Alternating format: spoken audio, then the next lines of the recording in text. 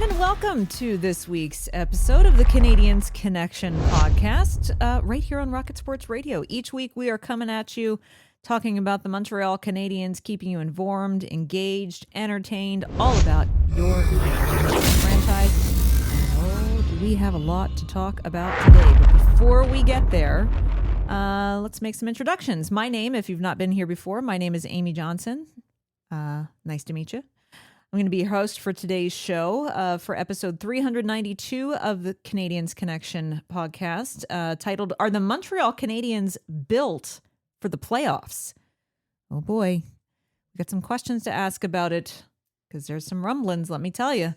And we're going to discuss it all. When I say we, I mean me and my wonderful co-host who's here in the studio with me, our founder and president here at Rocket Sports. His name is Rick Stevens. Rick, before we get to that, happy spring. Happy spring to you. Although I don't think it really, it looks like spring where I am in Pennsylvania, starting to, at least. There's actually flowers up here. I don't know that it looks like spring in Montreal.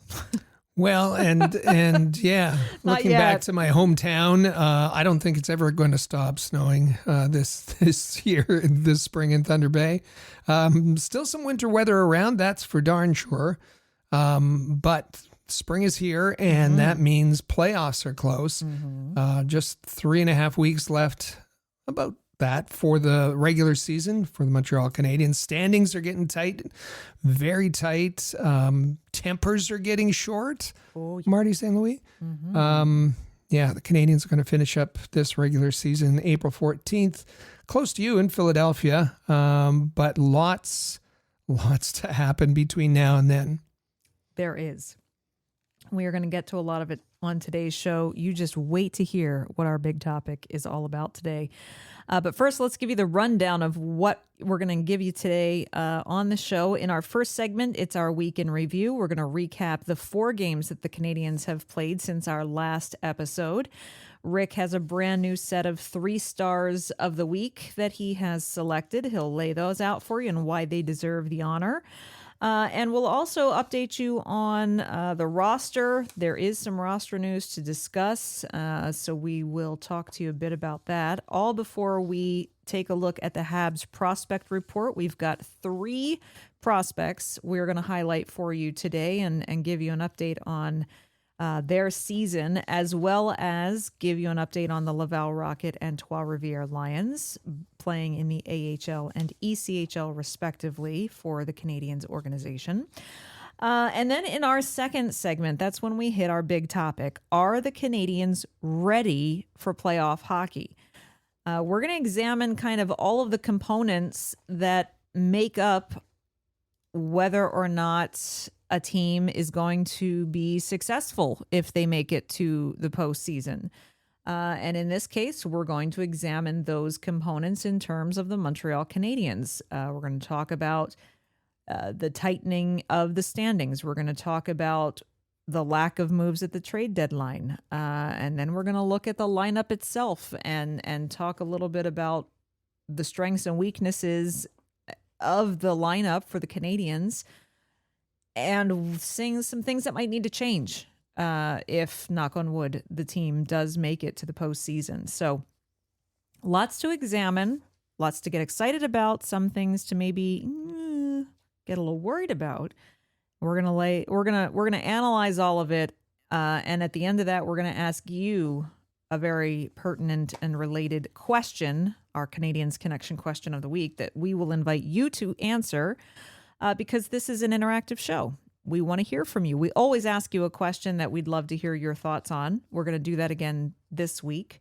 And then in our third segment, as we do every week, we're going to take our best replies from across all platforms that you can listen to or watch the podcast on. Pick out the best replies to the question of the week and read them on the following week's show. So that's what we will do today as well. So lots to dig into. If you do want to reach out to us, not just about the question of the week, but if you have a question of your own or an opinion that you want to share, statement that you want to make, argument you want to make, Reach out at the Rocket Sports text line. You can find us at 585-3-ROCKET. Just text us anytime, 585-3-ROCKET. You can leave a comment on Spotify. You can leave a comment on YouTube. You could also hit us up on social media at Habs Connection. That's the handle, at Habs Connection. You can find that on X, on Facebook, or on Instagram. All right, so first let's recap the games that took place this week, starting with the rest of, starting with the Western Conference teams now returning for another matchup against Montreal, this time at the Bell Center. And the first was last Saturday night when the San Jose Sharks were in town. And yet again, Rick, this game did not go Montreal's way. San Jose winning again, this time 4-2. Yeah, as the two California teams on a back-to-back last Saturday and Sunday, San Jose and Anaheim, and it gave the Canadiens fans an up-close chance to see two young, exciting, talented, skilled centers. Nick Suzuki dropped his verdict. He said, their line was much better than the opposition lines that they were facing. And Suzuki and Caulfield had a goal each in this. This game was notable as well because it was Brendan Gallagher was designated a healthy scratch by Marty St. Louis. But it was Celebrini who had the last laugh here. 2 goals and an assist, leading the Sharks, that being Macklin Celebrini, to a 4-2 win, as you said. Definitely. It was not a great evening, and it didn't get much better on Sunday night. Anaheim in town, and once again, Canadiens could not come up with a win, losing in regulation 4-3. Leo Carlsson, in this case, the young, talented center from California for Anaheim. He had 2 goals and an assist and led his Ducks to the 4-3 win. It was Ivan Demidov, didn't get on the scoreboard, but he looked sharp. He was dominant in this, picked up a second star for his efforts. Late goal by Cutter Gauthier. And that was assisted by Ryan Poehling. We remember that name. And the Ducks won this one 4-3.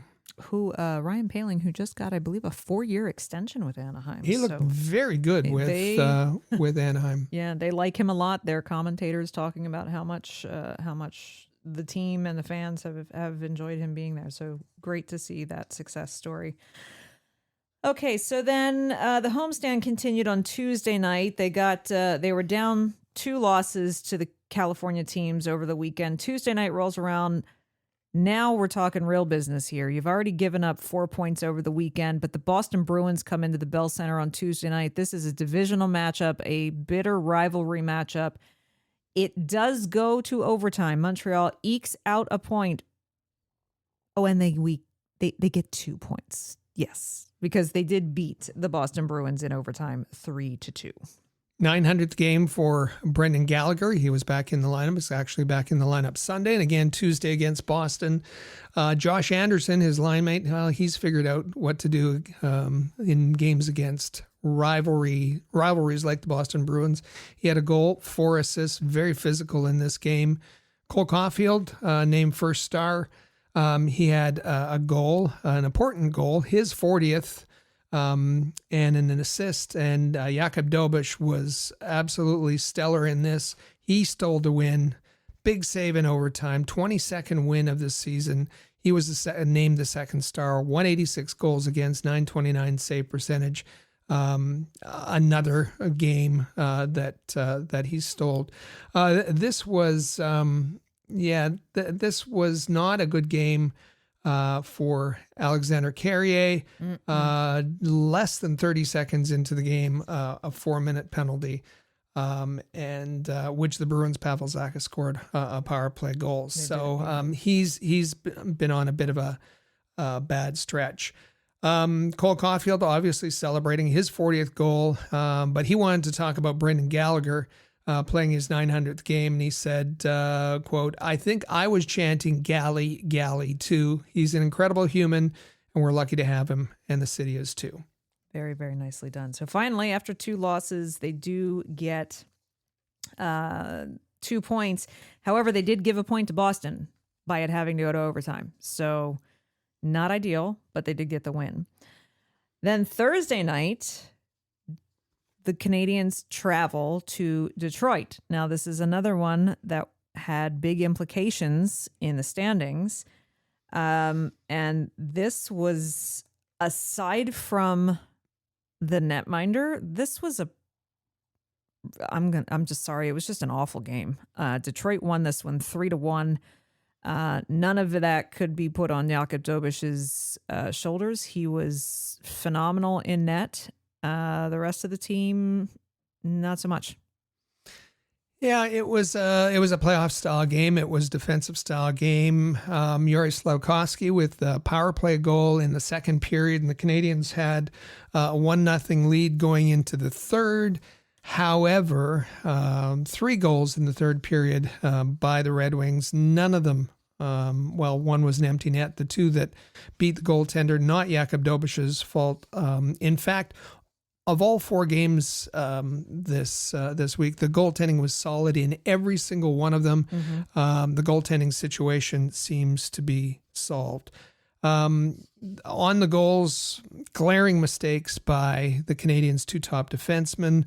And if you look at the game score afterwards, the Domlician algorithm, the Canadiens' best player in the game, Jakub Dobeš, no surprise there. The worst players from either team, Dobson and I can't say that second name, but Dobson and his partner.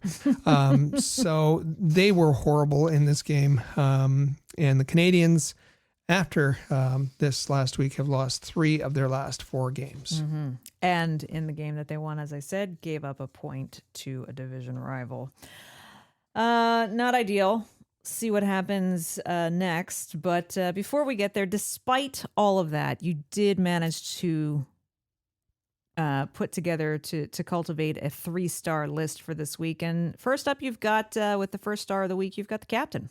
Captain Nick Suzuki, 4 games. He had 6 points, 3 goals, 3 assists, 5 even strength points. He was playing 23 minutes a game, 62% on the face-off dot. Solid week for Captain Nick Suzuki. Can't deny having Cole Caulfield as your second star of the week. No, and yes, 3 goals, 2 assists, 5 points, but 40th goal of the season. That's a first in 32 years for Montreal. We've heard about it, and Danfu. We know all of the story. It was repeated over and over and over again. I'm just going to give a stick tap to Trevor Timmins. Doesn't get enough credit. He drafted Cole Caulfield in 2019 in Vancouver. We were there and saw that. Yuri Slafkovsky. I should say that the statistic about the Canadiens and their 32-year drought for a 40-goal scorer, what I was surprised to read was that no other NHL team has gone 32 years without a 40-goal scorer.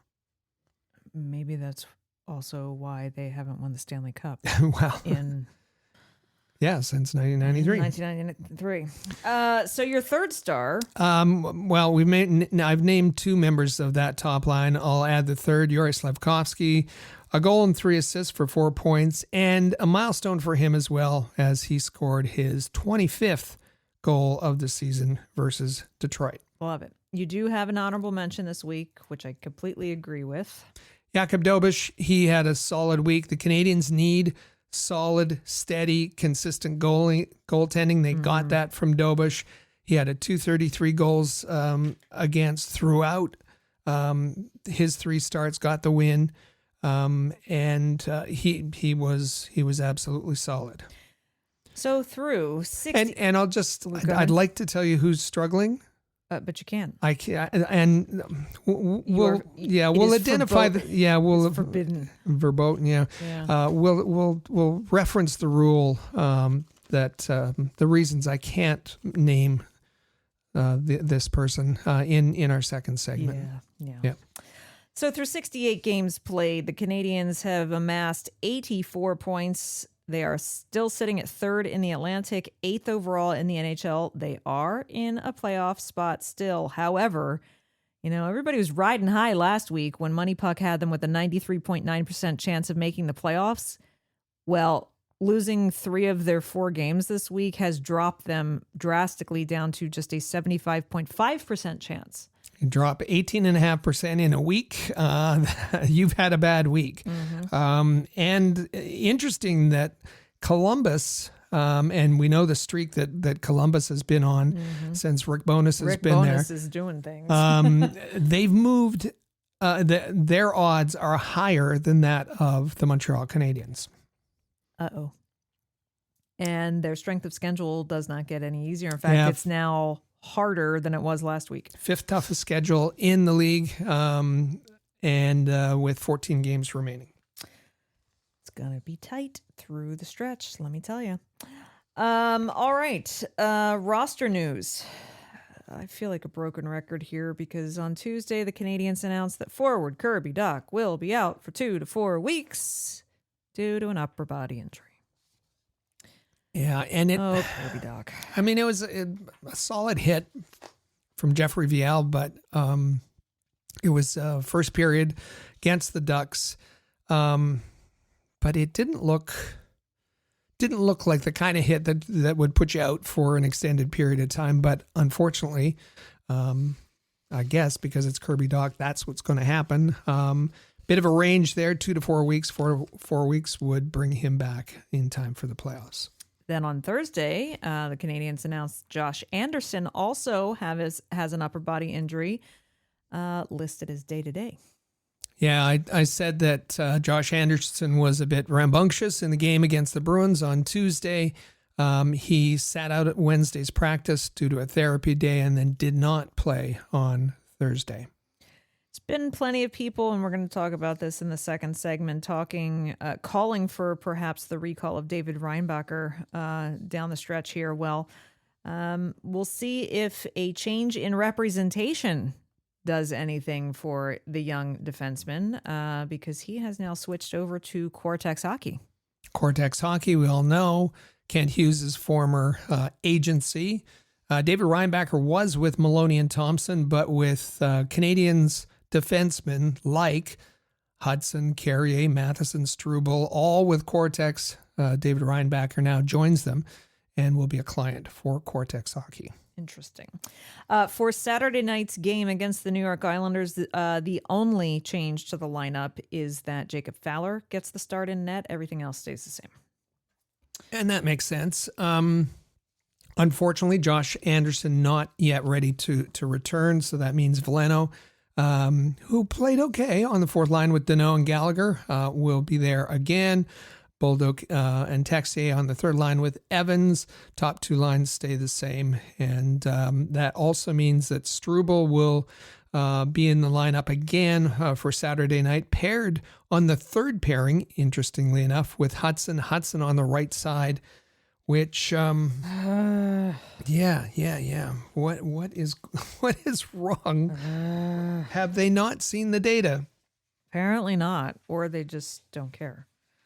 Yeah, there was even a graphic on, let me see if I can find it. There was a graphic on RDS that Lane Hudson, at the time this was early in the week, they posted it. Lane Hudson had played 31 games on the left. He had 40 points plus 30 rating, his natural side. Great. On the right, he had played more, 35 games, 27 points, that's 13 fewer, and a -4 versus a plus 30. But hey, let's just keep doing the same thing that doesn't work as well. Marty was asked, why are you doing this? He said, doesn't matter. Hudson won the Calder last year playing on the right. Oh, don't get me. Yeah. Don't get me. Just, oh my God. Drives me insane. Let's just switch gears and talk about some Habs prospects. Huh? It's time for the Rocket Report. The Rocket Sports Media Team is your premier source for information about the Laval Rocket, the AHL affiliate of the Montreal Canadiens, as well as Habs prospects playing in the CHL, NCAA, and leagues around the world. Let's talk about some happy things. And some happy things are we have got 3 prospects for the Canadiens to talk about first and foremost, who are just really doing great things. First up is Philip Eriksson, forward playing for Luleå HF over in the Swedish Hockey League. This young man has racked up quite a few points this season. Had a solid season, 15 goals, 14 assists, 29 points in 52 games, and he just registered his first career playoff point and an assist, and his team won the play-in round, and now they're moved on to the SHL quarterfinals against Frölunda. Remind you that Eriksson was a 6th-round pick in 2023 by the Canadiens. Nice. Next up, Alexander Zhuravsky, the right winger, obviously playing for Salavat Ulayev Ufa over in the KHL, concluded his regular season this week and did it in style. Scoring his 16th goal. So in 59 games, 16 goals, 26 assists for 42 points. 42 points is the second highest single season point total in the KHL for a player under 20. So he tied with Kirill Kaprizov. And as we know, as you all should know, that it was Ivan Demidov that set the record last year with 49 points. So runner-up with 42, Zhuravsky, and his first year in the league. That's a great start, and we'll watch him in the playoffs. Definitely. As we recall, it was Kaprizov who held that record since the 2016-17 season. He'd held that record for a while. Demidov chased it all year last year, met it, beat it, set a new record at 49 points. Great to see. The very next year, another Habs prospect comes in and at least ties Kaprizov. So that's 2 years in a row. Kaprizov's record is either met or surpassed by a Canadiens prospect. Fantastic. And you didn't think that we were going to have a week of Habs prospect reports without talking about Bryce Pickford, did you? Can't do that. Never. Because the kid just refuses to go away. Friday night, he scored his 45th goal of the season. Defenseman. He had 7 shots on goal in that game. Defenseman. So in 55 games, he now has 45 goals, 38 assists, 83 points, and is a plus 55. Something else that I picked out, 11 game winners, that's tops in the WHL. He has 1 regular season game left Saturday. That's as we're recording. Now, he had Let's said, just get a Hattie for your last regular season game, Bryce. Come on. Well, he had said that he set a record of 50 for himself. So can he get 5? I don't go for it. I don't know, but don't bet against him. It's just like, again, I know, broken record. He is a stinking defenseman. 45 goals, 38 assists for 83 points and a plus 50. Come on. There was I watched it earlier this morning. A really nice feature on him by the WHL, a feature on Bryce Pickford. A lot of nice words by the Medicine Hat Tigers head coach Willie Desjardins. Willie Desjardins, great coach, has been Canadian junior coach over the years many times, and he talks about that is Bryce Pickford talks about. Taking a couple of years off and just working on a home gym in the barn on their farm, and his disappointment being passed over in the 2024 draft, and then the excitement when the Canadiens selected him the following year. It's a great feature. See if you can find it, and you'll like learning more about Bryce Pickford. Excellent. Switching over to the Laval Rocket in terms of prospects, there's a new face on the team, and it is not Luke Mittelstadt. Well, it is. We're going to talk about him in a minute, but there's an even newer face than that because this week the Laval Rocket signed a forward. His name is Dylan Bentley. They signed him to a 2-year, one-way AHL contract, which starts next year. But they also signed him to a PTO for the remainder of this season so that he can play with them for the remainder of this season as well. Dylan Bentley, undrafted, spent 4 years at UMass Lowell. This last season, he wore a letter. He was an alternate captain. Good size, 6'4", 192, and had 25 points this year in 33 games for UMass. All right. Well, nothing wrong with that. As far as games go, it's just been Laval. They had a great week beating the Syracuse Crunch, which is an important divisional matchup. Beat them in the shootout last Saturday, 4-3. Couple of notable things for Habs prospects in that with Owen Beck and Sean Farrell. Owen Beck scored his 10th goal of the season, and you mentioned the shootout. Well, it was Sean Farrell scoring the shootout winner. Then on Wednesday night, plenty of happy fans in the Place Belle crowd because the Wilkes-Barre Scranton Penguins were in town. That meant the first return of Raphael Harvey-Pinard. Nice. To Place Belle. He was big welcome back. And that was probably the happiest moment of the evening for him because Laval beat Wilkes-Barre 5-1, punched their ticket, clinched their berth to the 2026 Calder Cup playoffs. Pretty exciting stuff. Rocket will be heading to the postseason for the 4th time in the last 5 years. We'll see what they can do. Last year was pretty fun. See what they can do this year. And then finally on Friday night, the Springfield Thunderbirds came to town once again. Laval holding their opponents to just 1 goal against. This time putting up a 4 spot on their visitors, winning 4-1 over Springfield. The highlight for this is that that other young man with a new face on the team, Luke Mittelstadt, made his debut. And Pascal Vincent was impressed. He said that Luke participated in 1 practice, 1 morning skate, and then played. He said that's impressive. He's a very good player.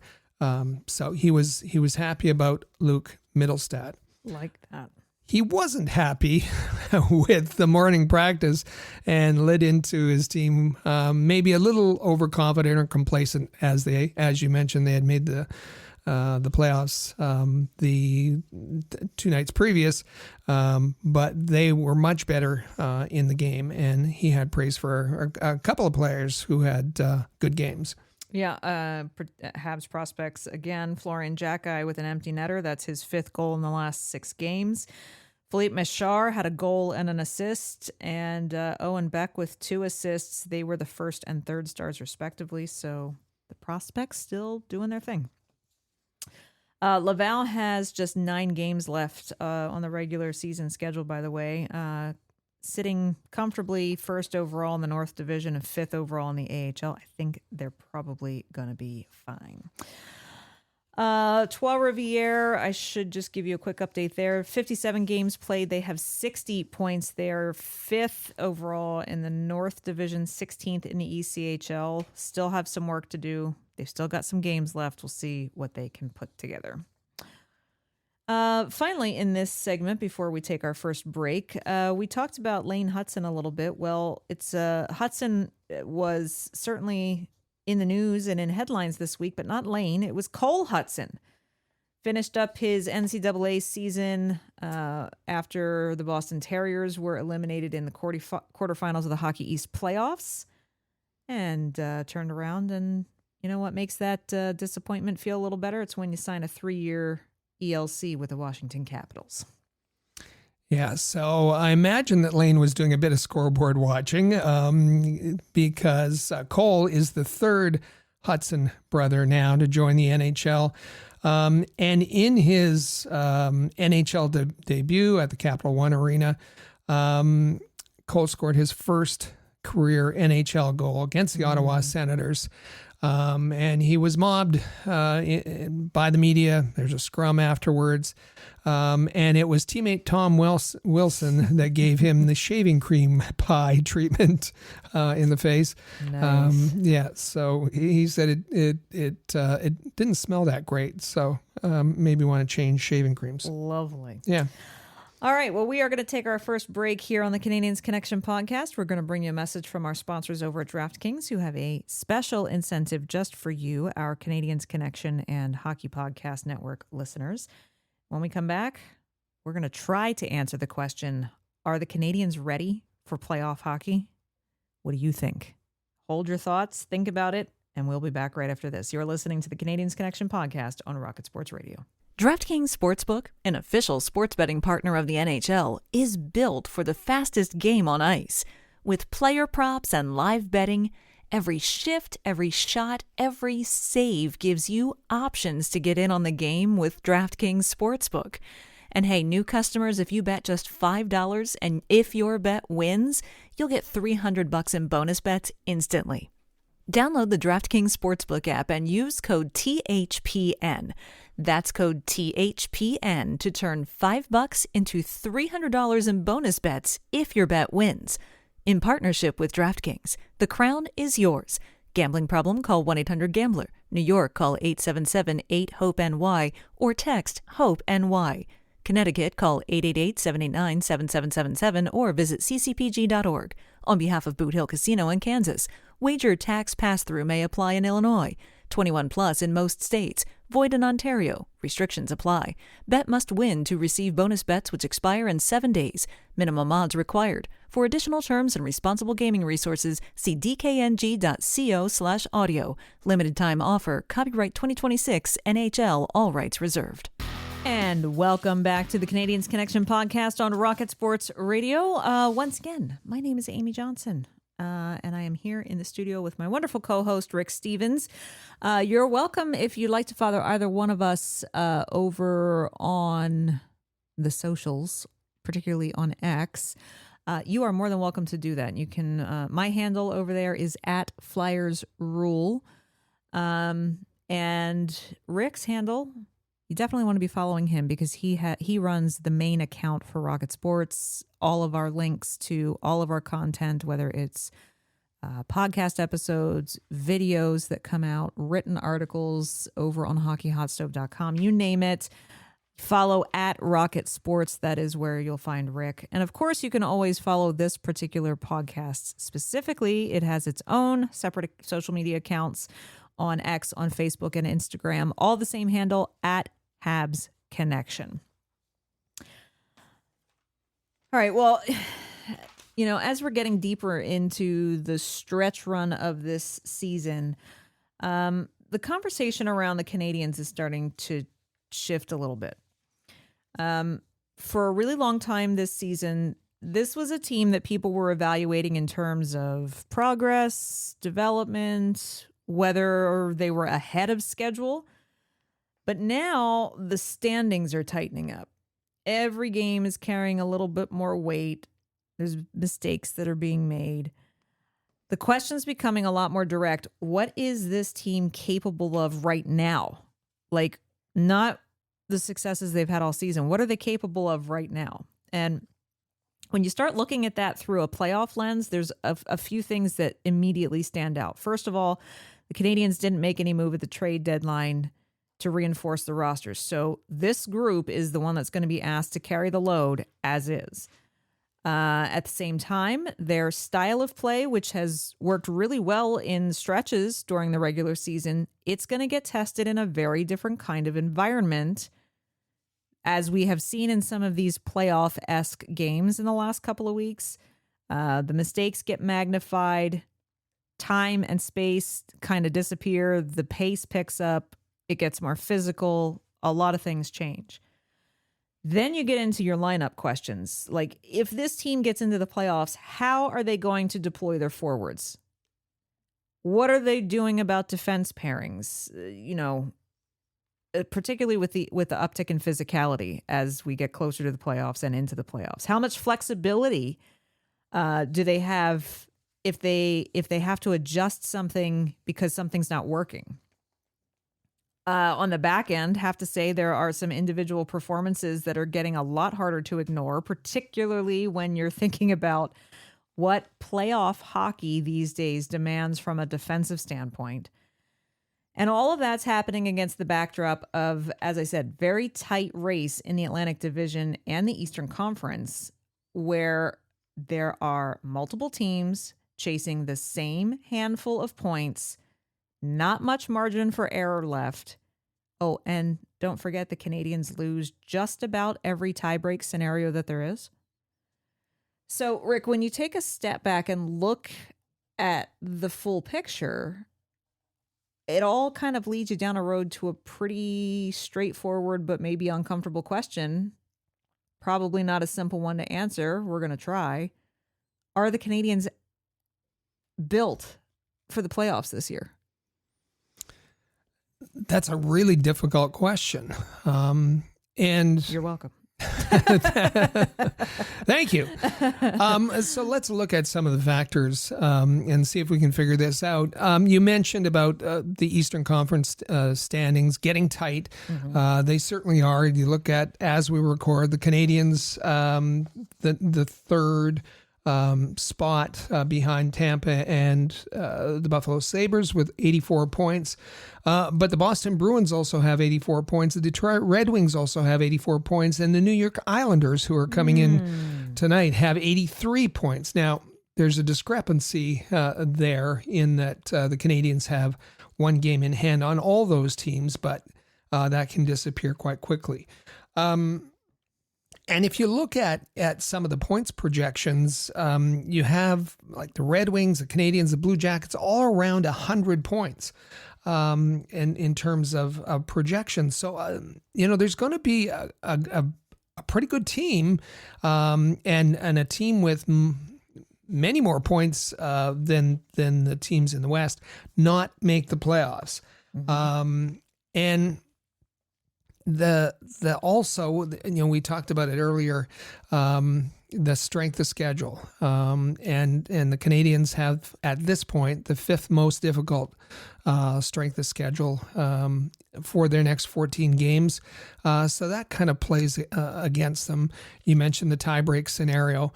It's really close. The issue is that games are tightening. Margins are very slim, and the Canadiens in that kind of environment, in that kind of hockey, are really struggling, as we saw this past week. They really are. And it's not going to get any easier from here. It's really not. One of the things, and no, we're not going to harp on this because we've talked about it a couple of weeks in a row now for different reasons, but we can't deny that whether or not they're built for this year's playoffs right now, we have to at least address the fact that no, they didn't make any upgrades at the trade deadline. So the roster they have is the roster they have. And there's still all sorts of talk about that mystery trade that almost happened. And we'll bring it up one more time, and we'll do that because it was Pierre LeBrun who was speaking with Kent Hughes at the GM meetings, and Hughes was asked, why did you talk about the mystery trade? Why did you come to the microphone and say, we almost made a trade? And Kent Hughes said, at the end of the day, it's results-oriented business, but it wasn't for a lack of trying. And that was the message, in brackets, to our fans. The message was, we tried. So what? But it's results but he started it saying it's results oriented. So kind of that doesn't matter. No. But he wanted to communicate to fans. We sure gave it the good college try. Bizarre that Kent Hughes keeps harping on this, but he did again this past week, and that's why we mention it. Absolutely. Now, I talked about how, the way the Canadian style of play this season has had some good stretches of success over the regular season, but we all know the playoffs is a completely different beast. We're already seeing that in games like the game against Boston, the game against Detroit. It's going to be the same thing against the Islanders. It's going to be the same thing against Tampa. The playoff style games, and particularly once you get into the actual postseason, the game changes.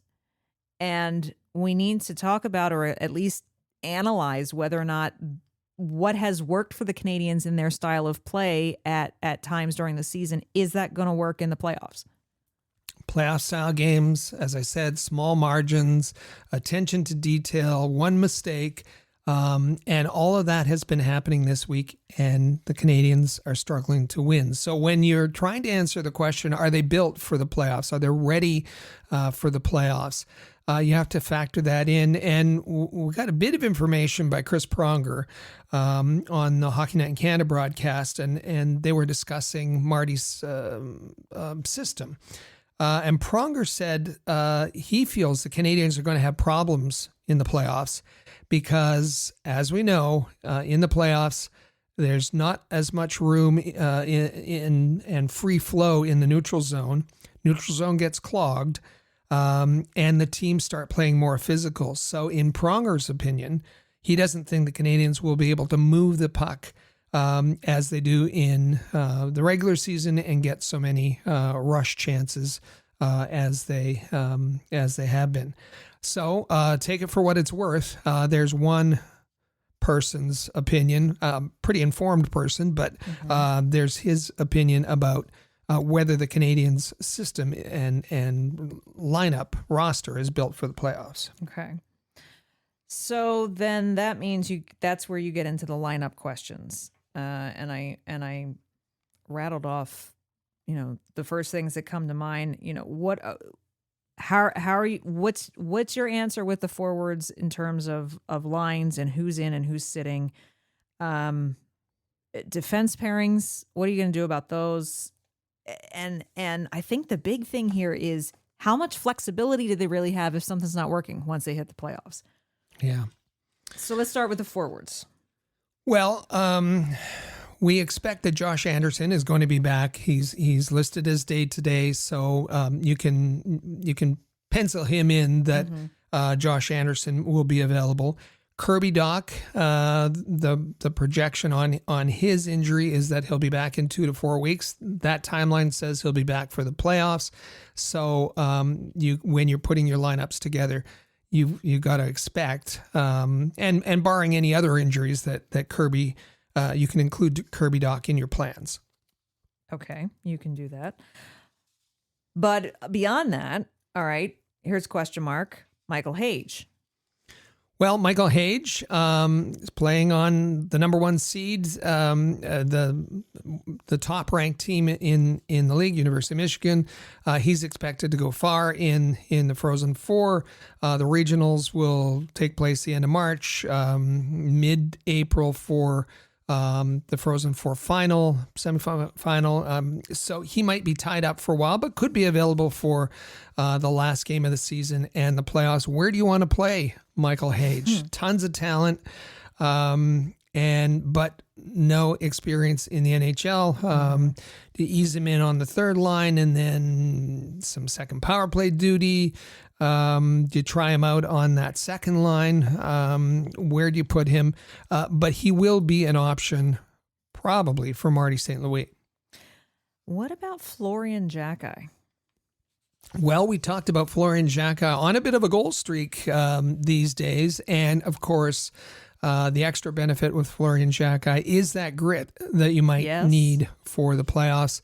Might he be worth a late season call up so that you don't throw him in, in the playoffs, that he's able to play a little bit towards the end of the season. Mm-hmm. So those are names that we could see entering or re-entering the lineup. What about adjustments to the lineup? And I think probably the most glaring one is, do you keep Slafkovsky on the top line, or do you put him back where onto that second line that had been so successful?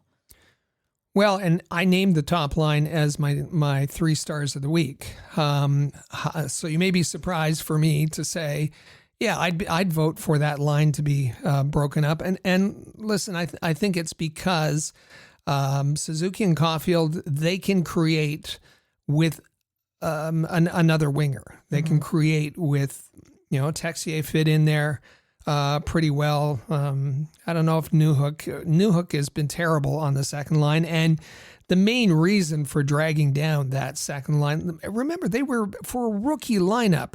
Kapanen, 20 goals, and Demidov, dominant at times. They look great with Slafkovsky driving the play, and then Marty broke them up. Slafkovsky needs to go back to that second line. They need to have them to be a threat to produce offense. And Newhook has been bad in a whole number of ways, and it was Alex Newhook that caused Marty St. Louis to just blow his top on the bench the other night. Marty was furious that Newhook left such a gap in the Detroit game. Patrick Kane had the puck at the blue line.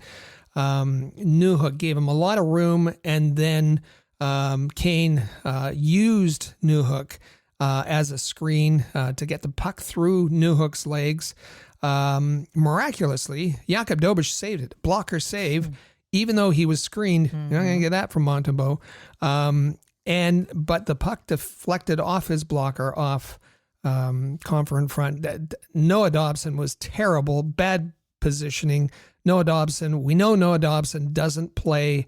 We knew that when he came from the Islanders, that he's terrible one-on-one battles in the defensive zone. He showed it there. He had bad body positioning, didn't block out the winger, and the goal was scored. Marty blamed that whole thing on Alex Newhook. So maybe he's primed to be moved elsewhere, maybe down the lineup. All right. Okay, so that's the options for the forwards. Do we even need to really talk about the goaltending? I love that we even are at a place that we can ask that question. Well, goaltending was chaos not so long ago. We've just gone through a solid week of goaltending. If the Canadiens had done their job defensively or offensively, wouldn't be talking about them struggling at all. Goaltending's been good. Jakub Dobeš will take the bulk of the starts, and Jacob Fowler's shown that he's capable and available to sub in. He'll be in the net, as you mentioned, on Saturday night against the Islanders. And listen, if Fowler goes on a hot streak, maybe he starts the playoffs. I think you'd probably leave it in the hands of Dobeš, who has the experience, who has been very good, has 22 wins or so this season. So I don't think there's much to talk about when it comes to goaltending. Mm-mm. Where there is a lot to talk about, the blue line, the defense, because these pairs just aren't working. Yeah, and they've tried. They've tried a number of them. They've tried quite a number of them. As I said, it appears that the message is not getting through that defensemen should play on their natural side, the side they're most comfortable with. Right now, and going into the Islanders game, it's going to be Matheson, Dobson, Goulet, Carrier, and then third pairing Struble, Hudson. Although Hudson won't be getting third pairing time, he'll be getting a lot more than that. Jacky, the odd defenseman, out. I think you have to figure out a way to put Hudson and Goulet on their left side. Matheson never has trouble going on his left side, and he's always there, but they seem to want to swap around Goulet and Hudson, and Goulet has struggled, and Hudson hasn't been as effective when they've not been on their proper side. Struble and Jacky, they just aren't trustworthy. They're getting minimal minutes. And that's going to be trouble come playoff time when you're down to playing essentially 4 defensemen when things are much tougher. And Alex Carrier has regressed. He has become a liability. I don't know what's happened to Carrier. He's playing far more risky. He's taking bad penalties. He just isn't having a good second half to his season. Are there options in Laval? Well, listen, Engstrom's back after a bit of injury timeout. David Reinbacher's playing well. They are actually playing together as a pairing. And recall one of them, recall both of them, recall them both and play them together. I don't know, but in 14 games, how about trying something? I was going to say yes, there are things you could lose, but it can't get much worse. It can't get much worse. It can't get much worse than Jacques Struble Carrier right now. No. So, when Engstrom had his call up earlier, he was pretty solid. So I think you certainly have to try something before the end of the season. And listen, I'm sure most of you know this already, but it's worth saying out loud. Again, defense can and will absolutely make or break a team in the playoffs. This is one of the most important components for a team in the playoffs, and it is one of the most troubled aspects of the Canadiens' current roster. And it's why they're losing games right now. And if they're losing games right now because of blown defense, I can't imagine what it's going to look like in the playoffs. Now, you might be saying to yourself, if you're really listening closely, no, wait a minute, there's one player that they haven't talked about. Mike Matheson. And let me tell you, it's because Mike Matheson is getting his entirely own segment in this topic. And I'm just gonna preface the whole thing by saying, goodness gracious, have the Mike Matheson apologists been out in full freaking force this week? And am I tired of it? Mike Matheson was under a 60-watt bulb. I won't say a heat lamp, a spotlight. He was under maybe a 25-watt bulb. A soft light, yes, warm daylight. Yeah, and that was too much. That was too much for the Montreal media, and it was because of Matheson's egregious turnover. Leading up to that game-winning goal by the Wings. Matheson went back. Yes, the puck was bouncing, but he's a defenseman. He's a National Hockey League defenseman. He's a veteran defenseman. Yeah. He's a first-pairing defenseman. He had many options. The option was not to give it away to Alex DeBrincat and then fall down. And then fall down. Which was like something like deja vu, right? And someone said, he fell, and then that's what caused him. No, he gave up the puck first, and then he fell down.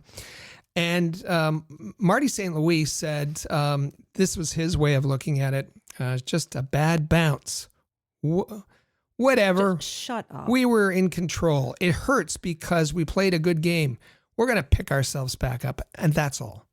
It's not a bad bounce. It's a bad defenseman. So just a bad break. Former Montreal Canadiens player and head coach Guy Carbonneau said, enough with the 25-watt bulb on Mike Matheson.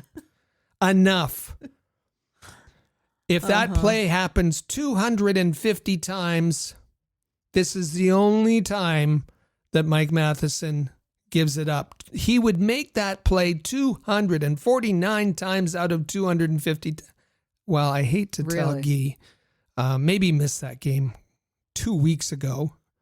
It was way back when, 2 weeks ago, when against the Los Angeles King, when a carbon copy of that happened, the first period, Mike Matheson going back, turned the puck over, fell down, same thing. Kopitar scored. Mm-hmm. Look it up. It's happened a number of times this year, and it wasn't just a bad break. There's a bit of a pattern here, and one that's people only 2 weeks ago seemed to have forgotten. But you're not supposed to say these things. You're just not supposed to say things. You have to gush with praise when you're talking about Mike Matheson. And I heard one display where there were, yes, this is Montreal media people arguing over who was the president of the Mike Matheson. And no, I'm the president. No, I'm the vice president of the Mike Matheson. Oh, no, I'm the first vice president. No, I'm I just need to be a bigger vice president. It's pathetic. Absolutely pathetic. Guess what? Media members aren't supposed to be in a fan club at all. Let's just say that. So because we are restricted from shining even the minimal light on on Mike Matheson, we are going to read you the official top 5 talking points as approved by the Montreal media when you're describing Mike Matheson. Oh, these are kind of like the approved talking points? Yep. They've all been said by credentialed Montreal media members. This week? Yes, and multiple times. Okay. So let's preface this by saying, you listening or watching right now, form in your head your opinion of Mike Matheson this season, this part of the season, this month, this week. And then tell us how you feel about these statements that have been made by members of the Montreal media this week. Number 1, Matheson is a beautiful skater. So smooth. And he is. And to that I'd say yes. And what? Well, and what? Does that win, how's he using it? How does that relate to effectiveness? He's a smooth skater. Well, great. Wonderful. We're not here. It was not figure skating for skating appreciation. I think back a long time. Murray Wilson, if any of our listeners recognize the name Murray Wilson, and you can think of a lot of famous players of the dynasty era of the Montreal Canadiens of the 70s, and I bet you'll come up with 20 players before you come up with the name Murray Wilson. Murray Wilson was a beautiful skater, gorgeous skater, long, smooth strides. And listen, he was pretty good, effective bottom 6 player, maybe 30 points a season. He's got his name on 4 Stanley Cups. Famously, his Murray was misspelled 3 times on the Stanley Cup. But I never, ever, ever heard Dick Irvin or Danny Gallivan talk about Murray Wilson and his gorgeous skating in the same kind of terms that they talk about Matheson. I don't. Beautiful skater. If he's skater. so smooth, why is he falling down all the time recently? He has been falling a lot. Yes. All right. Well, but apparently we're allowed to talk about how beautiful Matheson's skating is. We're also allowed to talk about how much Mike Matheson loves to play in Montreal. I mean, come on. He took a hometown discount to stay here. Could have received I'm not making this up. This is something that someone actually said this week in the media. He could have received a $9.5 to $10 million contract elsewhere. I feel sorry for that hypothetical team. No, that's ludicrous. And And great if he loves to play in Montreal. How is that helping him to help the Canadiens win games? Yeah, again, there's lots of players who love to play in Montreal. It doesn't, and again, I'd say, and what? How does that help his effectiveness? A $9.5, $10 million player. Do you know who's on that list? Oh, like what? Cale Makar or Zach Werenski or Charlie McAvoy? Are you putting Mike Matheson in that? That is insane. No. That they would make those kinds of projections that he's worth that kind of salary. And great, if Matheson loves to play in Montreal, that is wonderful. He took the hometown discount to stay in Montreal. That's wonderful. Those things go a long way towards Mike Matheson being a likable guy, a likable human being in general. Got no qualms with that. But that doesn't equate to him being a good defenseman or helping the Canadiens with their defensive issues. But it's something that the Montreal media has said this week, and that's what we're allowed to say. We're also, thirdly, was said this week, and so apparently this is on the approved list, that Matheson is a workhorse. Was he a workhorse when he and Noah Dobson looked across the slot at each other on either side of the net and just stared at each other as the puck shot right down the middle between the two of them the other night?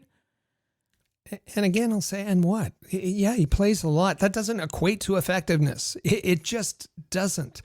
Mike Matheson plays the full 2 minutes of the penalty kill. And the Canadiens have the 8th worst penalty kill in the National Hockey League. And a veteran should know that you should not be out there for a 2-minute shift on the PK. You're not effective. No, I mean, the yes, he can play that, but again, it doesn't have anything to do with how effective you are. Mm-hmm. If you want a participation trophy, gladly give you that because you're participating, you're out there a lot. Sam Montembeault played a lot of games last year too. But to what effect? People rarely talk about how effective Mike Matheson is. It's about how nice he is to the media, how he'll talk to in both languages, how he likes being here. He's a good guy. He's a good guy. Yeah. He's nice to watch. And we got nothing against Mike Matheson personally, but when you're objectively trying to analyze what is wrong with a team and its defense, I'm sorry, there's glaring observation. Well, sorry. We're not allowed to make those critiques, I know. Because now the fourth talking point that came out this week, again, said by Montreal media this week. And I'm sorry, this literally made me like almost choke and spit out my drink. Matheson has played this is not paraphrasing. Somebody said this. Matheson has played a flawless season so far. Sorry, that's just, come on. Like, you say that, and I'm sorry, apologetically, you have lost all credibility with me as being an objective member of the media. If you can say that with a straight face. If you can't admit that Mike Matheson has had nowhere near a flawless season this year, then I can't take you seriously to be objective and honest about bigger things than this. Yeah, that's just plain silly. It doesn't even require any kind of response. Well, listen, also, there have been at least one member of the media this week who has said this, and so apparently we are allowed to talk about Matheson in these terms, that he has embraced his role as a defensive defenseman and as a penalty killer. He's embraced his role. He's given it a big old hug. Doesn't mean he's good at it. It doesn't mean anything. Again, this has nothing to do with his effectiveness at being a defensive defenseman or a penalty killer. I'll just repeat. The Montreal Canadiens have the 7th worst penalty kill, led by Mike Matheson. The Montreal Canadiens have the 8th worst goals against per game, led by Mike Matheson on defense. Do you want any more stats? On ice expected goals against? Mike Matheson is the worst of any Canadiens defenseman. On ice shot attempts against? Mike Matheson worst. On ice high danger shot attempts against? Mike Matheson's worst. On ice expected goal differential. Mike Matheson's the worst. But you say Mike Matheson gets all the tough matchups. He sure does. So but maybe is he shouldn't. successful? No. Is he successful? No, he's not. He's not successful. He's not successful being a defensive defenseman or a penalty killer. But he's embraced that role, and I guess we'll have to agree with that. Yeah. Embracing it, just, I mean, again, again, do you notice a pattern here? Every single one of these talking points by the Mike Matheson apologists, you can agree with all of them, but all they are saying are things that go towards Mike Matheson's character or Mike Matheson as a person. None of them are X's and O's compliments about Mike Matheson's actual play and how he actually is an effective member of the Montreal Canadiens defense corps. But they don't want you to notice that. They don't want you to notice that. Here's a bonus.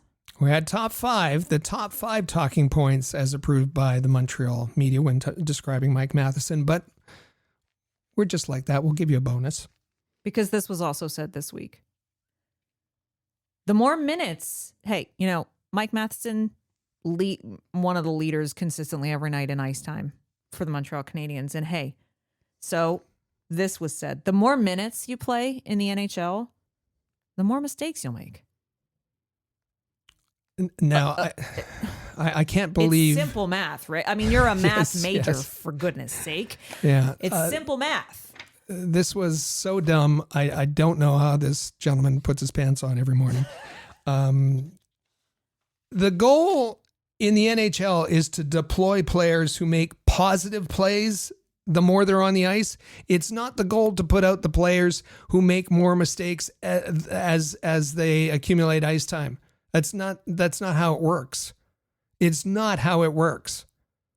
I'm sorry. Yeah, I think maybe you meant to say the more minutes you play in the NHL, the more opportunities you have to potentially make mistakes. But you better not be making. Or you should be stapled to the bench, That's which doesn't happen in Mike Matheson's case.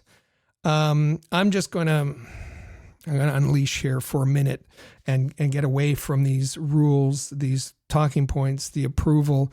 I'm just going to take off the shackles for a minute, let my opinion be known, and then we can go back to. Everybody might want to take a step back from their headphones. Here's Mike Matheson, in my view, high risk player. He's like a young player who's come out of high risk. Reckless. Like he made that play less than 3 minutes left the other night. Mm-hmm. That's high risk. Already looking and trying to turn and move rather than just down 1-0. Mike Matheson is high risk. He's reckless. He's irresponsible. He's immature, and I mean immature. Marty St. Louis has been talking about the Canadiens playing a mature game. Mike Matheson plays an immature game because he still feels that he can do whatever he wants. He can experiment. He can be high risk. He can be reckless. He plays an immature game like a player out of junior. And lastly, Mike Matheson, the reason he can is because he's unaccountable. He never pays for any of his mistakes, ever. Mm-mm. He never gets criticism from his coach, from the media, and he never has to give up ice time. Those are my talking points. They differ a little bit with the approved ones. I'll play along. I'll go back to the approved ones now. But your opinions that you just laid out are shared by many. Yeah. Because Montreal media aside, do you know who I'm really proud of? Last couple of weeks, but this week in particular, I feel like that play against Detroit might have been the last straw for some people. I am so proud of a boatload of Habs fans because just about every Montreal media, mainstream media member who put out their apologist routines on social media this week, I'm talking Twitter in particular, and made excuses and it was a bad bounce. Oh, here's, he's a smooth skater. He loves to play in Montreal. He's had a flawless season. All of the BS. Every single time one of them put out an article or a comment or a podcast or whatever about it, go look at the comment section, go look at the replies and the mentions, because they are flooded with Habs fans that say, you're completely freaking wrong. Sorry, not sorry.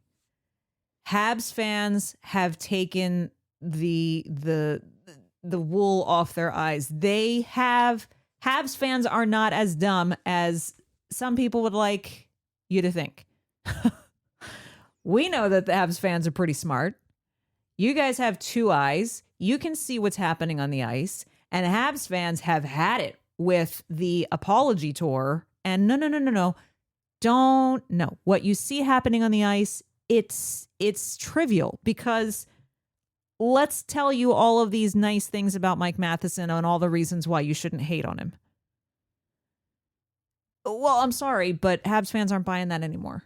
And if it's any consolation, 5 minutes after Mike Matheson leaves the organization, whether traded, whatever it is, everybody's going to be, all the media are going to be out there saying, well, yeah, he was really, it was time for him. It was time. He was. Remember Dominic Ducharme, according to the Montreal media, was the smartest coach they had ever met. Brilliant. If you didn't like him, you just weren't smart enough. You didn't understand hockey. He was going in the entire new direction, and you just weren't smart enough to get his systems. And then 5 minutes after he left, oh, gee, he was a terrible communicator, and he couldn't connect with the players. And it happens over and over and over again that they stand around, they have their favorites, they act like applauding circus seals, and then pretend it all never happened. That's right. So kudos to all of you Habs fans out there who are pushing back and pushing back against media who you think and can see are just completely feeding you a line of crap. Keep at it. Be nice about it. Be polite. I'll never advocate for being rude online, but make your opinions heard. And hey, I say that with the full knowledge that there are people listening to this podcast who are going to hate the fact that we're being legitimately critical of Mike Matheson. And I'm sure Rick or myself or both of us are going to hear about it on social media, and that's fine. Be civil about it and respectful, and that's fine. You can disagree. That doesn't bother me. But kudos to the people who are finally pushing back and saying enough with defending this guy. Like, call a spade a spade. He's not getting the job done. So, with that in mind, we're going to turn it over to all of you now. We have a Canadiens Connection question of the week for you. And no, it's not about Mike Matheson. You're welcome to send in your comments about Mike Matheson, though. If you've got thoughts about Mike Matheson, by all means, we're kind of making it a little bit of our mission here we always try to make it a mission here at Canadiens Connection and at Rocket Sports to be the ones who are not afraid to make the criticisms that are warranted on the Montreal Canadiens team or their management or their coaching staff, even if they are unpopular opinions. And that's fine. We want to give all of you a platform to have that voice as well. If you have opinions that you feel get stifled because, it's not the popular opinion, If you have opinions about Mike Matheson or anything about the Canadiens heading into the playoffs and you want to get it off your chest, send us a text, 585-3-ROCKET. Leave us a comment on Spotify, on YouTube, at Habs Connection on Twitter, Facebook, Instagram. We want to hear from you, and we'll gladly put those out on the air. But our question of the week specifically for you to answer this week, what is the biggest adjustment that the Canadiens need to make to succeed in the playoffs this year? What's the biggest adjustment that Canadiens need to make to succeed in the playoffs? Can't wait to see where your thoughts are falling on this one. I just gave you all the ways to get in touch with us. 585-3-ROCKET is the text line. YouTube, Spotify, social media. Can't wait to see what you all have to say. Whew. We got the blood circulating today, I think. Yeah. And listen, we gave you a number of suggestions. Do you think it's changes to the lines, the defense pairings? Is it adding someone from outside, from Laval, from the college ranks? What adjustments do you want to see so that the Canadiens can be successful in the playoffs? Definitely. All right, we're going to take our last break here on the Canadiens Connection podcast. And up next, well, we've got some replies from you to our Canadiens Connection question of the week from last week. So be sure to check that out. Stay with us. You're listening to Canadiens Connection on Rocket Sports Radio. DraftKings Sportsbook, an official sports betting partner of the NHL, is built for the fastest game on ice. With player props and live betting, every shift, every shot, every save gives you options to get in on the game with DraftKings Sportsbook. And hey, new customers, if you bet just $5 and if your bet wins, you'll get $300 in bonus bets instantly. Download the DraftKings Sportsbook app and use code THPN. That's code THPN to turn $5 into $300 in bonus bets if your bet wins. In partnership with DraftKings, the crown is yours. Gambling problem? Call 1-800-GAMBLER. New York, call 877-8-HOPE-NY or text HOPE-NY. Connecticut, call 888-789-7777 or visit ccpg.org. On behalf of Boot Hill Casino in Kansas, wager tax pass-through may apply in Illinois. 21 plus in most states. Void in Ontario. Restrictions apply. Bet must win to receive bonus bets which expire in 7 days. Minimum odds required. For additional terms and responsible gaming resources, see dkng.co/audio. Limited time offer. Copyright 2026 NHL. All rights reserved. And welcome back to episode 392 of the Canadiens Connection podcast here on Rocket Sports Radio. Don't forget, if you haven't done so already, and if you liked the rant that you heard from both of us in the last segment, we're pretty passionate about hockey around these parts and about the Montreal Canadiens. And if you haven't subscribed to the show, well, maybe this is the week for you to do that. We are here 52 weeks a year. We don't ever want you to miss an episode. And gosh darn it, sometimes we get pretty riled up and intense about some of the topics that we bring you each and every week. Also, if you are on a platform that allows you to provide feedback in the form of a review, leaving us a 5-star, hitting the like button, please go ahead and do that. If you haven't and you're so inclined, it takes just a second. It really helps us out. And another way you could help us is if you share this episode, whatever platform you're currently on, there should be a share button. Even if it's the podcast player that's embedded in an article or something, there is a share button. It takes just a second for you to share the episode with your social media accounts, and it goes a long way towards helping us. We really, really thank you for that. So don't forget, we definitely want to hear from you about anything we talked about today, but in particular, the Canadiens Connection question of the week. What is the biggest adjustment that the Canadiens need to make to succeed in this year's NHL playoffs? It's a pretty important question, and I'm sure there's going to be a lot of opinions on that. So we're looking forward to hearing what you have to say about it, what you think. Now, last week, we asked you, are you confident in a Dobesh-Fowler goaltending tandem for the rest of the season for the Montreal Canadiens? And over on YouTube, at Habinations wrote in and said, oh, hi. So he actually decided to kind of go in a different direction. Well, I think he was preempting what he knew that thing we were going to talk about this week. He went on the defensive run. He said, "Oh, hi. So Robida is on my list." And I don't think that's a good list to be on if you're on Habination's list. And I also want Reinbacher to get some NHL games in before the playoffs. Mm-hmm. We're right there with you. Haven't talked to you since the goalie coach went bye-bye. Robida is next. Go Habs, go. Can't say I disagree with you there, Habinations. Good comment. Very good comment. I think the reason that we didn't hear we had a few comments, but I think the reason we probably didn't hear a whole lot of controversial or in-depth comments about the question of the week, which was, are you confident in Dobesh Fowler, was because the proof is in the pudding this week. Like, yeah.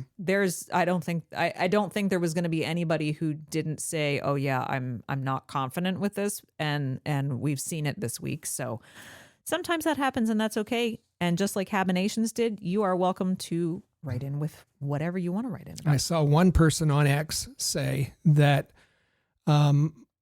regardless of what's happened with the goaltending, Monty is still our starter, and I'm disappointed he isn't in against the Islanders. Great goaltender like Montembeault being able to show off in front of Patrick Watt. Now, I don't know if this was...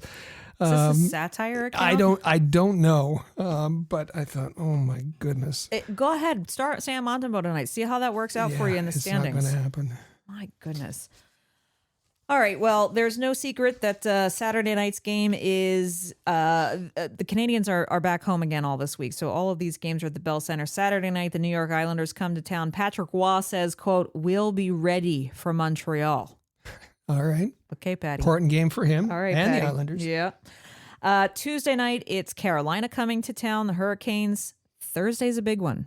Red hot Columbus. You mentioned they have moved ahead of Montreal in the standings. In the projected points. Yeah. So Thursday night's game against Columbus is going to be a big deal. Yeah. This is last week were important games, and the Canadiens lost 3/4 of them. Out of the 3 games this week, 2 of them are exceptionally important. Let's see how they do this week. Tough competition. It's going to be a good one. We, of course, will be back with our next episode next Saturday, March 28th. Let's see how we can get the blood flowing next week. I'm sure there will be something for us to discuss, and we will bring it all to you. Thank you so much for being here each and every week. We love getting a chance to talk to you every week about the Montreal Canadiens. And we'll see you again next week for another episode of the Canadiens Connection podcast right here on Rocket Sports Radio.